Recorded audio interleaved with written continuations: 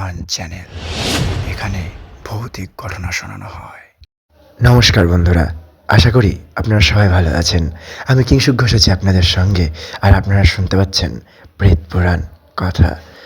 আজ আমি আপনাদের এমন একটি জায়গার কথা বলতে চলেছি, যার নাম শুনলেই ইতিহাস প্রেমীদের চোখে ভেসে ওঠে হাজার হাজার দুর্লভ বইয়ের ছবি। কিন্তু রাত গভীর হলে সেই একই জায়গার নাম শুনে অনেকের শরীরে নাকি শীতল স্রোত বয়ে যায়। আজকের ঘটনাটি কলকাতার আলিপুরে অবস্থিত ন্যাশনাল লাইব্রেরিকে ঘিরে। এটি ভারতের বৃহত্তম গ্রন্থাগার। প্রতিদিন অসংখ্য গবেষক, ছাত্রছাত্রী এবং পাঠক এখানে আসেন।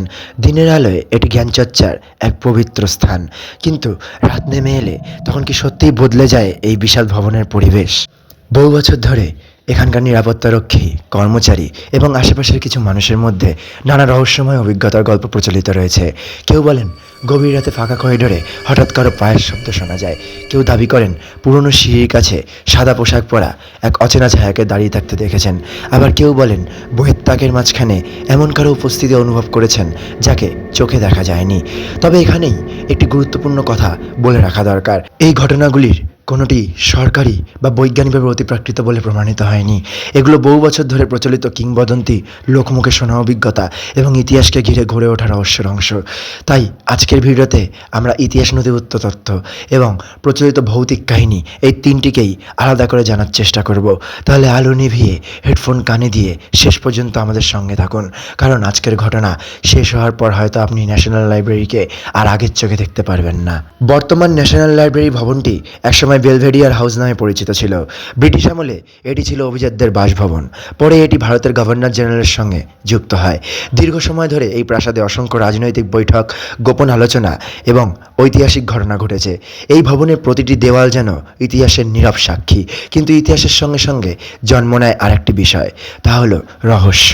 প্রচলিত কাহিনী অনুযায়ী 18 শতকে এই প্রাসাদের সঙ্গে জড়িয়ে পড়ে এক রক্তাক্ত দ্বন্দ্বযুদ্ধের ইতিহাস। শোনা যায় একদিন ভোরে দুই ইংরেজ অভিজাত ব্যক্তি মুখোমুখি দাঁড়ান। চারিদিকে নিস্তব্ধতা, হাতে পিস্তল। কয়েক সেকেন্ডের উত্তেজনার পর একটি গুলির শব্দ, তারপর একজন মাটিতে লুটিয়ে পড়েন। যদিও ইতিহাসে এই দ্বন্দ্বযুদ্ধের উল্লেখ রয়েছে, কিন্তু সেই ঘটনার পর থেকেই স্থানীয়দের মধ্যে নানা রহস্যময় গল্প ছড়িয়ে পড়ে। কেউ বলেন সেই আহত ব্যক্তির অস্থির আত্মা নাকি আজও এই ভবনের আশেপাশে ঘুরে বেড়ায়।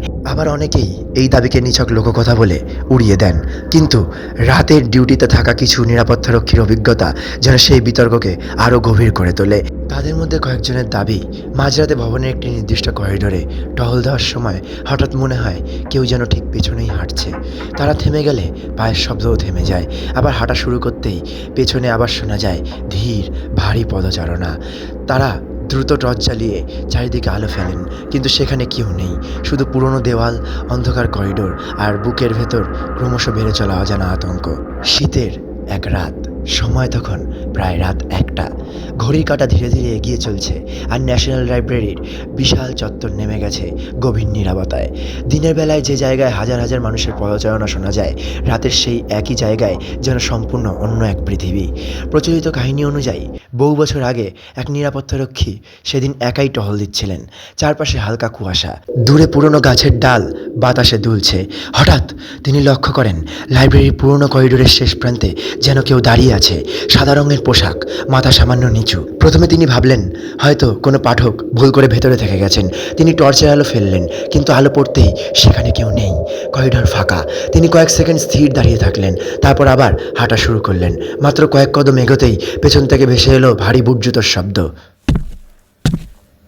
তিনি দ্রুত পিছনে ঘুরলেন, আবারও কেউ নেই। এই ঘটনাকে অনেকে নিছক মানসিক চাপের ফল বলে মনে করেন। আবার স্থানীয়দের মধ্যে এটিকে ঘিরে নানা রহস্যময় ব্যাখ্যাও প্রচলিত রয়েছে। কয়েক মিনিট পরে তিনি লাইব্রেরির পুরনো সিঁড়ির কাছে পৌঁছান। সেখানে দাঁড়িয়ে তিনি স্পষ্ট অনুভব করেন যেন ঠান্ডা বাতাসের সঙ্গে কেউ খুব ধীরে ধীরে তার পাশ দিয়ে হেঁটে চলে গেল। এতটাই বাস্তব ছিল সেই অনুভূতি যে তিনি সঙ্গে সঙ্গে টর্চ ঘুরিয়ে চারিদিকে আলো ফেললেন, কিন্তু শুধু ফাঁকা সিঁড়ি। সেখানে আর কেউ নেই। নিঃশব্দ অন্ধকার এবং নিজের দ্রুত শ্বাস প্রশ্বাসের শব্দ। পরদিন সকালে তিনি তার সহকর্মীদের পুরো ঘটনাটি জানান। আশ্চর্যের বিষয়, তাদের মধ্যে কয়েকজন বলেন তুমিও দেখেছো? কারণ তাদের দাবি ছিল ওই একই করিডোরে তারা বহুবার অদ্ভুত উপস্থিতি অনুভব করেছেন। তবে এই অভিজ্ঞতাগুলোর স্বাধীন বা বৈজ্ঞানিক কোনো প্রমাণ নেই। এগুলি বছরের পর বছর ধরে প্রচলিত ব্যক্তিগত দাবি এবং লোককথার অংশ। এরপর থেকেই ন্যাশনাল লাইব্রেরিকে ঘিরে রহস্য আরও ছড়িয়ে পড়তে থাকে। অনেকেই বলতে শুরু করেন এই ভবনের প্রতিটি দেওয়াল যেন অতীতের কোনো অদৃশ্য স্মৃতি আজও বয়ে বেড়াচ্ছে। কিন্তু সবচেয়ে রহস্যময় ঘটনাটি এখনও বাকি। 2010 সাল, ন্যাশনাল লাইব্রেরি পুরনো ভবনে তখন সংস্কারের কাজ চলছে। বহু বছরের পুরনো দেওয়াল মেরামত করা হচ্ছে। শ্রমিকরা একের পর এক অংশ পরীক্ষা করছিলেন। ঠিক সেই সময়েই ঘটে এমন একটি ঘটনা যা পরবর্তীকালে গোটা কলকাতার আলোচনার বিষয় হয়ে ওঠে। একটি অস্বাভাবিক মোটা দেওয়াল। প্রথমে কেউ বিষয়টিকে গুরুত্ব দেননি, কিন্তু স্থপতি ও প্রকৌশলীদের নজরে আসে দেওয়ালটির পেছনে যেন একটি ফাঁপা অংশ রয়েছে। পরীক্ষা শুরু হয়। ধীরে ধীরে কিছু অংশ খুলতেই বোঝা যায় দেওয়ালের ওপাশে রয়েছে একটি বিশাল বন্ধ ঘর। অদ্ভুত ব্যাপার হলো, সেই ঘরে ঢোকার কোনো দরজা নেই, কোনো জানালা নেই, বাইরে থেকে প্রবেশের কোনো পথ নেই। এই খবর প্রকাশ্যে আসতেই শুরু হয়ে যায় নানান জল্পনা। কেউ বলেন এটি নাকি কোনো গুপ্তধনের কক্ষ, কেউ বলেন ব্রিটিশরা গুরুত্বপূর্ণ নথি লুকিয়ে রেখেছেন সেখানে। আবার কেউ কেউ দাবি করলেন এটি এমন এক ঘর যেখানে বহু বছর আগে কোনো ভয়ঙ্কর ঘটনা ঘটেছিল, তাই ইচ্ছে করেই সম্পূর্ণ বন্ধ করে দেওয়া হয় সেই ঘরটিকে। সোশ্যাল মিডিয়া, সংবাদ মাধ্যম এবং সাধারণ মানুষের মধ্যে একটাই প্রশ্ন ঘুরতে লাগলো, ঘরের ভেতরে কি আছে? কিন্তু পরে বিশেষজ্ঞরা ভবনটিকে পরীক্ষা করে জানান এটি সম্ভবত ভবনের নির্মাণ শৈলীর অংশ, এক ধরনের ভর বহনকারী বা কাঠামোগত কক্ষ। সেখানে কোনো অতিপ্রাকৃত ঘটনার প্রমাণ বা গুপ্তধনের তথ্য পাওয়া যায়নি। তবুও রহস্য কি এত সহজেই শেষ হয়? না, কারণ বাস্তব ব্যাখ্যা পাওয়ার পরও অনেক মানুষের দাবি বদলায়নি। স্থানীয়দের মধ্যে এখনও প্রচলিত আছে গভীর রাতে লাইব্রেরির নির্দিষ্ট কিছু অংশে এমন এক নিস্তব্ধতা নেমে আসে যা স্বাভাবিক বলে মনে হয় না। কেউ বলেন পুরনো কাঠের মেঝেতে হঠাৎ হাঁটার শব্দ শোনা যায়, কেউ বলেন দূরে যেন কারো ফিসফিস করে কথা বলার মতো আওয়াজ আসে, আবার টর্চের আলো ফেলতেই সব কিছু এক মুহূর্তে নিস্তব্ধ হয়ে যায়। তবে মনে রাখা জরুরি, এসব দাবির কোনো নির্ভরযোগ্য প্রমাণ নেই। এগুলো লোকমুখে প্রচলিত অভিজ্ঞতা ও কিংবদন্তি। হয়তো এই বিশাল শতাব্দী প্রাচীন ভবনের নীরবতা, ইতিহাস আর জল্পনা মিলেই এমন অনুভূতির জন্ম দেয়, অথবা হয়তো কিছু প্রশ্নের উত্তর আজও অজানা। কোনটি সত্য সেই সিদ্ধান্ত আপনার। একদিন রাত তখন প্রায় 2:30, পুরো আলিপুর এলাকা নিস্তব্ধ। লাইব্রেরির চারপাশে বিশাল পুরনো গাছ, বাতাসে পাতার মৃদু শব্দ ছাড়া আর কিছুই শোনা যাচ্ছে না। কিন্তু প্রচলিত কাহিনী অনুযায়ী এই সময়টাতেই নাকি সবচেয়ে বেশি অদ্ভুত অভিজ্ঞতার কথা শোনা যায়। একজন প্রাক্তন কর্মচারীর বর্ণনা অনুযায়ী তিনি এক রাতে নথিপত্র গোছানোর কাজে দেরি করে ফেলেছিলেন। বাইরে বেরোতে বেরোতে রাত তখন প্রায় 3টে। তিনি ভবনের একটি লম্বা করিডোরে হাঁটছিলেন। হঠাৎ মনে হলো লাইব্রেরির পড়ার ঘর থেকে যেন পাতার পর পাতা উল্টানোর শব্দ আসছে। প্রথমে তিনি ভাবলেন হয়তো জানালার ফাঁক দিয়ে বাতাস ঢুকছে, কিন্তু কয়েক মুহূর্ত পরে সেই শব্দের সঙ্গে যোগ হলো কাঠের চেয়ারে ধীরে ধীরে সরানোর আওয়াজ। তিনি থেমে গেলেন, সাহস করে পড়ার ঘরের দরজার কাছে গেলেন। ভেতরে সম্পূর্ণ অন্ধকার। টর্চ জ্বালিয়ে আলো ফেলতেই দেখা গেল সব চেয়ার টেবিল ঠিক আগের মতোই সাজানো, কেউ নেই, কোনো নড়াচড়া নেই। কিন্তু ঠিক তখনই পেছন থেকে যেন খুব ধীরে ধীরে কেউ হাঁটতে শুরু করলো। তিনি দ্রুত ঘুরে দাঁড়ালেন। আবারও ফাঁকা করিডোর। এই অভিজ্ঞতার সত্যতা স্বাধীনভাবে যাচাই করা যায়নি, তবে এ ধরনের গল্প বহু বছর ধরে লাইব্রেরিকে ঘিরে লোকমুখে প্রচলিত। এরপর আরও একটি কিংবদন্তি ঘটনা ছড়িয়ে পড়ে। কিছু মানুষের দাবি গভীর রাতে লাইব্রেরির পুরনো অংশে কখনো কখনো সাদা পোশাক পরা এক ইউরোপীয় ভদ্রলোকের মতো অবয়বকে দেখা যায়।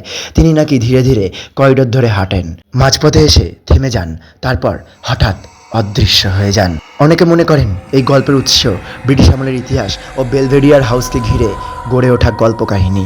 আবার অন্যদের মতে এত শতাব্দীর পুরনো একটি ভবনকে ঘিরে এমন কিংবদন্তি তৈরি হওয়া স্বাভাবিক। তবে সত্য যাই হোক, আজও অনেক নিরাপত্তারক্ষীরা বলেন রাতের ডিউটি তারা একা করতে স্বস্তি পান না, কারণ ইতিহাসের কিছু বাড়ি দিনের আলোয় যেমন সাধারণ মনে হয়, রাতের অন্ধকারে ঠিক ততটাই রহস্যময় হয়ে ওঠে। সো গাইজ, এতক্ষণ আপনারা শুনলেন ইতিহাস নথিভুক্ত তথ্য এবং বহু বছর ধরে প্রচলিত রহস্যময় কিংবদন্তির কথা। তাহলে কি সত্যি কলকাতার ন্যাশনাল লাইব্রেরিতে কোনো অতৃপ্ত আত্মা ঘুরে বেড়ায়, নাকি শতাব্দী প্রাচীন একটি ভবনের নিস্তব্ধতা, অন্ধকার করিডোর, পুরনো কাঠের গন্ধ এবং মানুষের কল্পনাই এই গল্পগুলোর জন্ম দিয়েছে? এই প্রশ্নের উত্তর আজও অমীমাংসিত, কারণ আজ পর্যন্ত এমন কোনো বৈজ্ঞানিক বা সরকারি তদন্তের ফল প্রকাশিত হয়নি যা ন্যাশনাল লাইব্রেরিকে ঘিরে অতিপ্রাকৃত কার্যকলাপের স্থান হিসাবে প্রমাণ করে। তবুও কেন এত মানুষ একই ধরনের অদ্ভুত অনুভূতির কথা বলেন? কেন রাতের ডিউটিতে থাকা মানুষগুলো দাবি করেন ফাঁকা করিডোরে অচেনা পায়ের শব্দ শুনেছেন। কেন শত বছরেরও বেশি পুরনো এই ভবনকে ঘিরে এখনও নতুন নতুন রহস্যের গল্প জন্ম নেয়? হয়তো সব প্রশ্নের উত্তর বিজ্ঞানের কাছে এখনও নেই, আবার এটাও হতে পারে উত্তর আছে কিন্তু আমরা এখনও তা খুঁজে পাইনি। রহস্যের সবচেয়ে বড় শক্তি এখানেই, সে কখনো পুরনো সত্য প্রকাশ করে না, শুধু কিছু প্রশ্ন রেখে যায়, আর সেই প্রশ্নগুলোই বছরের পর বছর ধরে মানুষের কৌতূহল বাঁচিয়ে রাখে। আপনি যদি কোনো এক শীতের রাতে একা এই বিশাল লাইব্রেরির পুরনো করিডোর দিয়ে হাঁটেন আর হঠাৎ আপনার পেছনে ভেসে আসে ধীর ভারী পদচারণার শব্দ, তাহলে হয়তো আপনিও একবার পিছনে ফিরে তাকাবেন, আর যখন দেখবেন সেখানে কেউ নেই, তখন হয়তো আজকের এই গল্পটাই আপনার মনে পড়বে। সো বন্ধুরা, আজকের ঘটনাটি ছিল কলকাতার ন্যাশনাল লাইব্রেরিকে ঘিরে প্রচলিত ইতিহাস ও রহস্যময় লোককাহিনীর ওপর ভিত্তি করে তৈরি একটি বাস্তবধর্মী উপস্থাপনা। এর উদ্দেশ্য ইতিহাস ও প্রচলিত কিংবদন্তি দুটোকেই জানানো, কোনো অপ্রমাণিত দাবিকে সত্য বলে প্রতিষ্ঠা করা নয়। আপনাদের কি মনে হয় এই ঘটনাগুলোর পেছনে কি শুধুই কাকতালীয় ঘটনা এবং মানুষের মনস্তত্ত্ব কাজ করে, নাকি সত্যিই কিছু রহস্য আছে যার ব্যাখ্যা আজও আমাদের অজানা? আপনার মতামত অবশ্যই কমেন্টে লিখে জানান। আর যদি এই ভিডিওটি ভালো লেগে থাকে তাহলে ভিডিওটিতে একটি লাইক করুন, আপনাদের বন্ধুদের সঙ্গে বেশি বেশি করে শেয়ার করুন, আর প্রেতপুরাণ পরিবারের সদস্য হতে এখনই চ্যানেলটিকে সাবস্ক্রাইব করে পাশে থাকা বেল আইকনটিকে ক্লিক করে দিন। আমি কিংশুক ঘোষ আজ এখানেই বিদায় নিচ্ছি। আবার দেখা হবে কোনো নতুন বাস্তবধর্মী রহস্য, ইতিহাস আর ভৌতিক কিংবদন্তির গল্প নিয়ে। ততক্ষণ পর্যন্ত আপনারা ভালো থাকবেন, সুস্থ থাকবেন, আর মনে রাখবেন সব অন্ধকারের ভেতরে ভূত থাকে না, কিন্তু সব রহস্যের উত্তরও আমাদের জানা থাকে না। ধন্যবাদ।